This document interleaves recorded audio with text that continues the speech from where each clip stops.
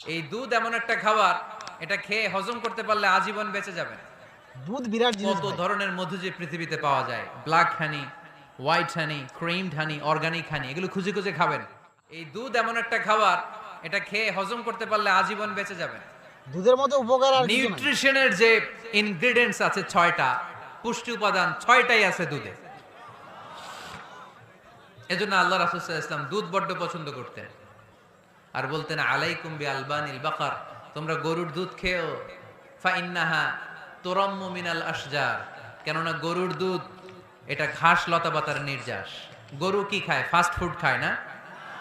গরু বার্গার খায় না? ফ্রেঞ্চ ফ্রাইজ খায় না? টিক্কা খায় না?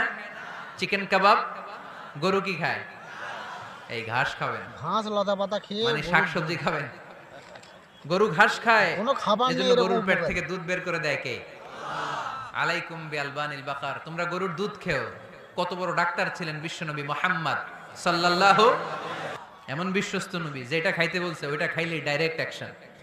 কালিজিরা খেতে বলতেন, মধু খেতে বলতেন, আর একটা লাউ কি খেতেন। মধু? লাউ খেলে পেট যত ঠান্ডা থাকে, পৃথিবীর কোনো খাবার এত ঠান্ডা হয় না পেট, ঠিক কি না? লাউ কত উপকার।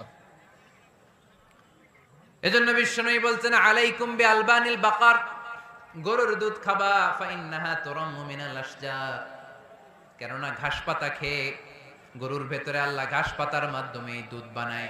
গরুর দুধের ভেতরে অনেক পুষ্টি আছে, হজম করতে পারলে অনেক পুষ্টি।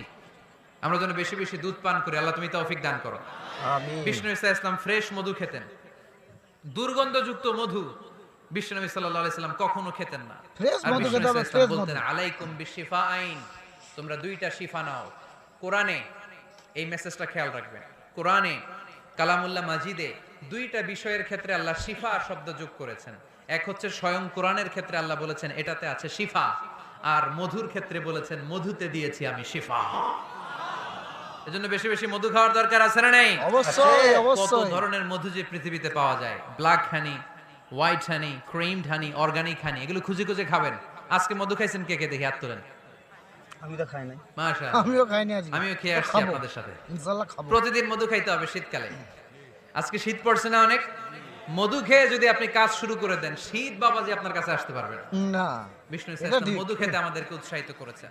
তার মানে এমন বিশ্বস্ত নবী আমার, যেটা খেতে বলেছেন এটা খেলে আমাদেরকে সুস্বাস্থ্য দান করবে কে? বিশ্বনবী ইসলাম স্বপ্ন দেখলেন, বিষ্ণু দুধ খাচ্ছেন, আঙ্গুলের ভেতর দিয়ে ফাঁক দিয়ে দুধ বের হয়, বিষ্ণু দুধ খাচ্ছেন। খেতে খেতে একটু দুধ আঙ্গুলে লেগে আছে, এই আঙ্গুলটা কারো মুখে না দিয়ে বিষ্ণু ইসলাম ওমরে ফারুকের মুখের ভিতরে ঢুকাই দিলেন। অতিরিক্ত দুধটা ওমরে ফারুক খেলেন। শেয়ার করুন, শেয়ার।